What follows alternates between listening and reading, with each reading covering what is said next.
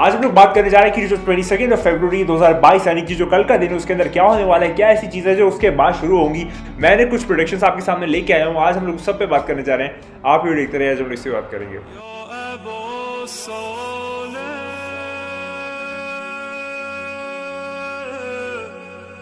तो बात का आगाज करने के लिए एक बहुत सिग्निफिकेंट फिगर जो है वो हमारे सामने आ रहा है, जो कि 22 फरवरी जो कि दूसरा महीना है फेब, उसकी जो 22 तारीख है 22 फरवरी, उसका जो साल है वो भी 22 है, 2022 साल है। यानी कि इस पूरे जो कॉम्बिनेशन अगर हम लोग लिखे 2 फिर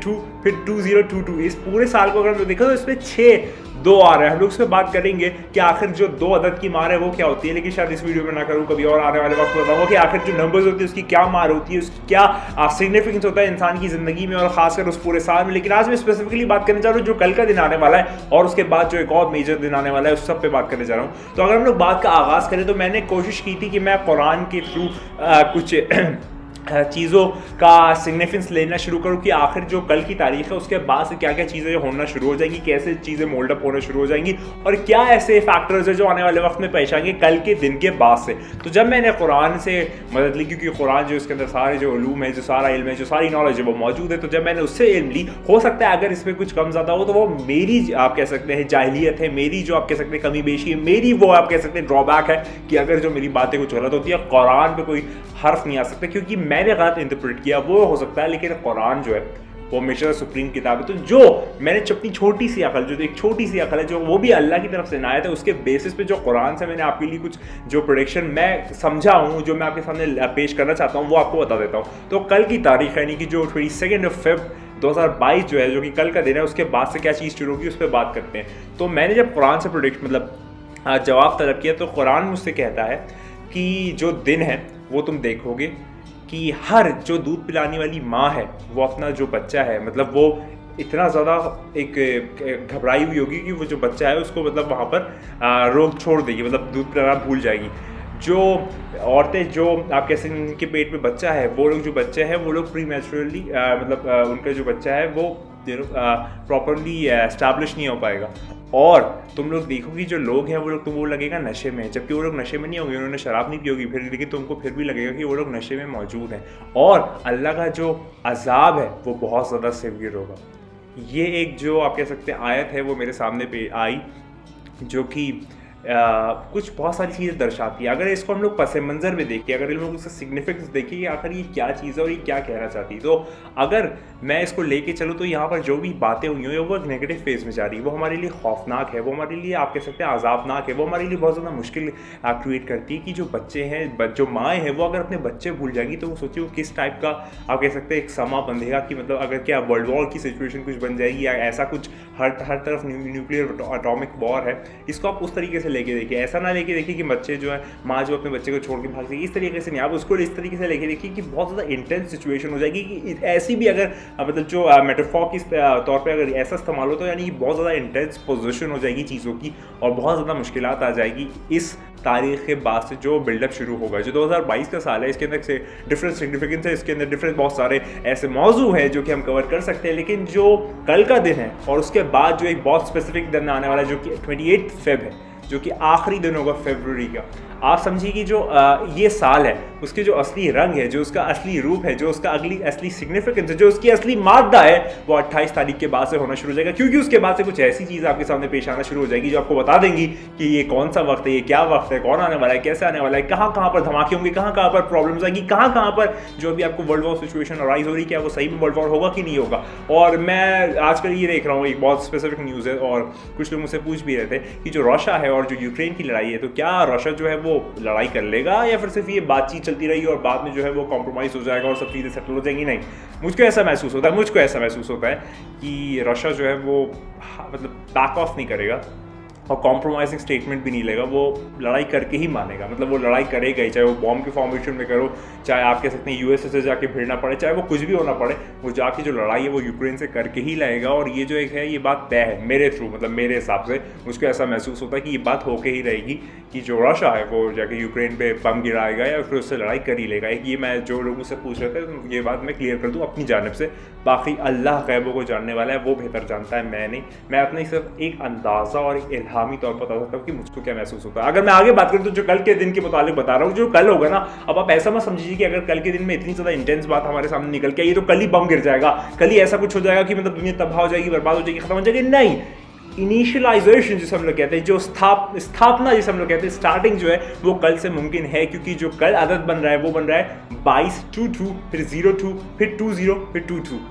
आप अब समझ रहे हैं, मतलब उसको 22 शुरुआत में भी 22 है, आखिर में भी 22 है। यानी कि आप अगर आप मैथमेटिकल इंडक्शन जानते होंगे तो आपको एक वर्ड पता होगा पैलिंड्रोम, यानी कि आप सीधा पढ़ो या उल्टा पढ़ो, उसके अंदर सीधी चीज़ आती है। तो अगर उस मैकेनिज्म में एक जो पावर इमिट होता है वो भी इस साल में इमिट होने वाला है, क्योंकि जो कल तारीख आ रही है वो शुरू आप करेंगे तो भी 22 है, आखिर पे जाएंगे और वहाँ से शुरू करेंगे तो वो 22 है। तो ये बहुत ज़्यादा स्पेसिफिक और एक बहुत ज़्यादा आप कह सकते हैं खौफनाक और चिंता वाली हमारे लिए संकेत दे रहा है। अगर मैं दूसरी बात करूँ, जो कुरान से मैंने प्रोडिक्शन लेना चाहा और उसमें जो जवाब आया, और वो भी जो है वो भी एक नेगेटिव फेज में जाता है, यानी कि उसकी भी टेंडेंसी जो है वो हाई की तरफ जाता है, यानी कि कोई भी जो भी चीज़ है वो नेगेटिवली फेज की तरफ जाएगी। अगर मैं आपको दूसरी बात के ऊपर अगर बात करूँ थोड़ी सी, तो जब वो लोग जो आग है, आपके आग का क्राइटेरिया यहाँ पर लेके चलिए, यानी कि जब भी वो लोग आग से जो है बचना चाहेंगे, वहाँ से भागना चाहेंगे, बच के निकलना चाहेंगे घबरा के, तो जो फोर्स है वो उनको वापस उसी आग में झोंक दिया जाएगा, उसको वापस वहीं से फेंक दिया जाएगा, वहां पर उसको वापस डाल दिया जाएगा। यानी कि अगर हम इससे एक बात को सिग्निफाई करें, एक बात का इसके ऊपर एक प्रेडिक्शन लें, तो ये मुमकिन है कि अगर चाहे आप जितना भी बचना चाहें, अगर आप कह सकते हैं आप कहीं चले जाए, आप अपना कंट्री छोड़ दें, आप कहीं और चले जाओ, अगर चाहे आपकी मौत यहाँ लिखी है, यानी कि इस फेज में लिखी है, इस वर्ल्ड वॉर की सिचुएशन में लिखी है, तो वो आके ही रहेगी, तो आप कितना भी बच लें। और अगर नहीं है तो आप चाहे आप वॉर जोन में खड़े हुए हो, आपकी मौत नहीं आएगी। तो ये वाली सिग्निफिकेंस है कि हाँ, इस टाइम इसकी जो इंटेंसिटी है, इसमें जो पिनाकल आने वाला है वो बहुत ज़्यादा सीवियर होने वाला है। और मुझको ऐसा महसूस होता है सारी प्रोडक्शन और प्रोफेसीज और सारी चीज़ें अपनी भी और क्रिटिकल एनालिसिस करने के बाद कि इस साल 2022 में वर्ल्ड वॉर 3 हो सकता है, आखिरी महीनों के दौरान और बीच के महीनों के दौरान। और जो कोविड की सिचुएशन है, या तो वो या उसके बाद जो है वो तो बीमारियां फैलना तय ही। अगर वर्ल्ड वॉर 3 हो जाता है तो उसके बाद तो बीमारियां फैल के ही रहेंगी, उसमें कोई आप शक को शुबा ना करिएगा। लेकिन जो एक 28 तारीख का सीखा है, जो 28 तारीख का फॉर्मेट है, जो 28 तारीख को जो चीज़ होने वाली है, उसके रिलेशन में आपको एक बात बता दूँ मैं कि उस तारीख के बाद काफ़ी ऐसी चीज़ें आपके सामने पेश आना शुरू हो जाएंगी जो आप शायद नहीं जानते होंगे। मतलब कुछ ऐसी बातें जो मैं शायद अभी ना बता पाऊँ आपको ऑन कैमरा, लेकिन 28 तारीख जो है उसके अंदर जो एस्ट्रोनॉमिकली भी अगर हम लोग देखें, जो आप कह सकते हैं जो गुरुत्वाकर्षण बल है, और जो प्लानिटरी मोमेंट्स है, और जो सेलेस्टियल बॉडीज़ का मोमेंट है, और जो 5 प्लैनेट्स का साथ में आना है, ये बहुत सारी चीज़ें हैं। अब वो शायद इस वीडियो में समझाना बहुत मुश्किल हो जाए, लेकिन आप यही समझ लीजिए कि जो 28 तारीख है उसके अंदर बहुत सारे फैक्टर्स जो हैं वो एक साथ मिल के मुझको ऐसा आभास दे रहे हैं कि कुछ ना कुछ होने वाला है 28 तारीख के बाद एग्जैक्टली। और जो कल का दिन है उसके बाद से काफ़ी चीज़ें जो है वो शुरू हो जाएंगी। कल कुछ नहीं होगा, कल से शुरू होना शुरू हो जाएगी। 28 तारीख में वो ट्रिगर दबेगा कि जब जिसके बाद जो चीज़ें वो बहुत तेज़ी से अपनी जाने बढ़ेगी, जिस भी तरफ उसको जाना है, जहाँ भी उसको जाना है, जिस तरीके से भी उसको पिनाकल अपना अचीव करना है, जिस भी पॉइंट ऑफ व्यू से, लेकिन वो जो चीज़ है वो 28 तारीख के बाद होना शुरू हो जाएगी। और फिर जो है पहली तारीख है, फिर दूसरी तारीख है, वो भी कुछ इंपॉर्टेंट डेट्स आएंगी जो हमको देखना पड़ेगा। तो मेनली बात ये करते हैं कि जो कल होने वाला है, कल जो है कल के बाद से जो नेगेटिव फेज में दुनिया वो आने वाली है, ऐसा मुझको महसूस हो सकता है मैं गलत हूँ, लेकिन मुझको ऐसा महसूस होता है कि कल के दिन के बाद जो है वो दुनिया नेगेटिव फेज में आने वाली है। नेगेटिव फेज में आने के बाद जो 28 फेब है उसके अंदर ट्रिगर दबेगा, जिस भी तरफ दुनिया को जाना है उस तरफ वो जाएगी, और उसके बाद जो है वो चीज़ें बहुत तेज़ी से चली जाएंगी। और सारी प्रोडक्शन और प्रोफेसीज को स्टडी करने के बाद, डिफरेंट थियोलॉजिकल एस्पेक्ट को कवर करने के बाद मुझको ऐसा महसूस होता है कि जो वर्ल्ड वॉर 3 है वो इसी साल होगा। मुझको ऐसा महसूस होता है। और वो जो सेंट है वो तो लास्ट सेवियर है, चाहे उसे कल की अवतार कहें, मैथिया कहें, आप उसको सशोयंत कहें, या ट्रू सेवियर क्या है, कुछ भी कहें, या फिर आप उनको इमाम मेहदी अलैहिस्सलाम कहें। उनका आना जो है वो इमाम का 2023 में होगा। बहुत सारे लोग की मैंने बातें सुनी कि वो लोग कहते हैं कि कोई आएगा, लेकिन उन लोगों को शायद ये नॉलेज नहीं होती आखिर वो कौन है। वो ट्रू सेवियर कहते हैं, सुप्रीम कहते हैं, जो भी कुछ कहते हैं, लेकिन आप याद रखिए सब लोग यकीन तो रखते हैं कि कोई आने वाला है, क्योंकि ये आभास होना शुरू हो जाएगा, क्योंकि वो जो आने वाला है वो खुदा का नुमाइंदा है, खुदा का आप कह सकते हैं भेजा हुआ आदमी, जो कि डिवाइन आदमी है, और वो पूरी दुनिया में वो राजाओं का राजा होगा। वो ऐसा आदमी होगा जो हर चीज़ को स्थापित करेगा। मैं अपनी, क्योंकि मेरी जो ऑडियंस है वो बहुत ज़्यादा डिफरेंट रिलीजियस रीजन से ताल्लुक़ रखती है, इसलिए मैं बहुत ज़्यादा स्पेसिफिकली बता नहीं रहा, ऐसे ऊपर खोल के बता रहा हूँ ताकि आप समझ जाएं कि वो जो आएगा वो पूरी दुनिया में एक गवर्नमेंट लाएगा, वो पूरी दुनिया में जो चीज़ें हैं वो एक स्थापित करेगा। आपको मैं एक और सिग्निफिकेंस बात बता देता हूँ कि जैसे कि जो डिवाइन चीज़ें होती हैं ना, उसकी कॉपी डीविल करता है। जो डिवाइन चीज़ होती है उसकी कॉपी डीविल करता है। फॉर एग्जाम्पल जो 666 नंबर है, आप जानते हैं कि वो एक डिवाइन नंबर है, उसका पूरा कैलकुलेशन है, वो किसको रिप्रेजेंट करता है। अगर आप सोचेंगे तो आप कहेंगे अरे ये इनको रिप्रेजेंट करता है, लेकिन डीविल ने उसको कॉपी किया। डीविल ने उसको कॉपी करके यूएस के डॉलर के नोट के अंदर भी इम्पोज किया। मैंने एक वीडियो बनाई हुई है। तो जो डीविल है, जैसे कि आप कह सकते हैं जो 13 रूलिंग फैमिलीज का एक कॉन्सेप्ट है, जो दुनिया की 13 रूलिंग फैमिलीज है जो कि एक बहुत सेटन सिस्टम चला रही हैं। दरअसल अगर हम लोग जाने तो जो लास्ट से भी रहेगा उसकी जो कमेटी होगी, स्पेशल कमेटी, उसके अंदर जो 13 प्रोमिनेंट लीडर्स हैं वो 13 होंगे। लेकिन यहाँ पर जो डीविल है उसने वो अपना लिया और उसने भी उससे 13 रख लिया। बहुत सारी ऐसी चीज़ें हैं जो बहुत वो कॉपी करता है और उसमें कन्फ्यूजन क्रिएट करता है लोगों में कि अरे मैं सच्चा हूँ, मतलब सेटन कहता है, शैतान ऐसा कहता है कि अरे मैं सच्चा हूँ, मेरी तरफ आओ। दज्जाल की जो सिस्टम है वो कहता है कि मेरी तरफ आओ, जबकि जो हकीकत और सच्चाई है वो तो ओरिजिनल खुदा की है और जो खुदा का भेजा हुआ है वही वो उसे नाफिज करेगा। देखिए दो तरीके से जब वो सुप्रीम लीडर आएगा, चाहे इमाम मेहदी अलैहिस्सलाम आप उसे कहें, चाहे आप उनको कुछ भी कहें,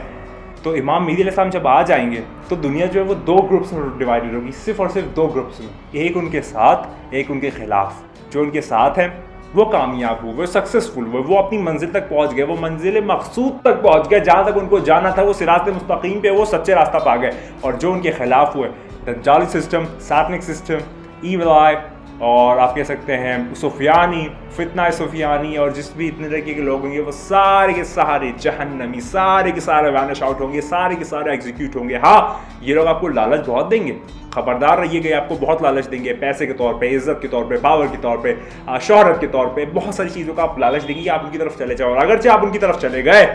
तो याद रखिए सिर्फ देखने की जन्नत है नहीं सही में जन्नत। मैं उम्मीद करता हूँ आपको वीडियो पसंद है, रिलेशन की स्टार्ट वीडियो चाहिए। मैंने आज आपको कल के दिन के बारे में बताया कि कल से कुछ चीज़ें होना शुरू हो जाएगी। कल स्पेसिफिकली कुछ ऐसा हुआ बड़ा कुछ होने वाला नहीं है मेरे हिसाब से, लेकिन जो मैंने कुरान की रोशनी में नेगेटिव इम्पैक्ट के फेस बताया कि इस साल यानी कि जो 2022 है, कल के बाद से जो शुरू होगा, जिसका ट्रिगर जो है वो 28 फेब को दबेगा, उसके बाद जो है वो बहुत तेज़ी से चीज़ें जो है वो शुरू होना शुरू हो जाएगी। रोशा के मुतालिक मैंने बताया कि हाँ वो लड़ाई किए बिना नहीं मानेगा। कोविड की जो सिचुएशन है, मुझे लगता है कि अभी जो एक थमा हुआ है, शायद थमा हुआ हो, लेकिन जो मेन पैंडेमिक जो वर्ल्ड वॉर 3 के बाद आएगा वो अलग है, उसको आप एकदम सेपरेट रखें। लेकिन एज ऑफ कोविड जो है वो शायद बढ़ भी जाए, मुझको ऐसा महसूस होता है। तो ये सब चीज़ें जो मैंने आपके सामने शेयर की। मेरे चैनल पे बहुत ज़्यादा इमाम मेहदी अलैहिस्सलाम के रिलेशन में बहुत सारी उनकी साइंस की प्रोफेसीज ऐसी जो आपने कभी सुनी भी नहीं होगी, सारी मौजूद है। 50+ वीडियोज़ है, कल की इफ्तार के ऊपर मौजूद है। नॉस्ट्राडामस और बाबा वांगा की कंपैरेटिव एनालिसिस की है मैंने, मैथमेटिकली न्यूमरोलॉजी के थ्रू मैंने प्रूफ किया कि कब कैसे कौन कब कहाँ आएगा। उन सब अगर आप वीडियो देखना चाहते हैं तो जाके जरूर देखिएगा। मैं आपसे तो हमेशा तरीके की बात कहूँगा, याद रखिए अगर आपको डीविल से दूर भागना है और डिवाइन के पास जाना है, अगर आपको सुप्रीम को अपने पास लाना है और जितनी भी आप यहाँ पर डिप्लोमेसी है उससे दूर जाना है, अगर आपको ये सब करना है तो हमेशा एक काम करिए जो मैं हमेशा कहता हूँ, खुदा को याद करो यार, खुदा को याद करो। खुदा हाफिज़।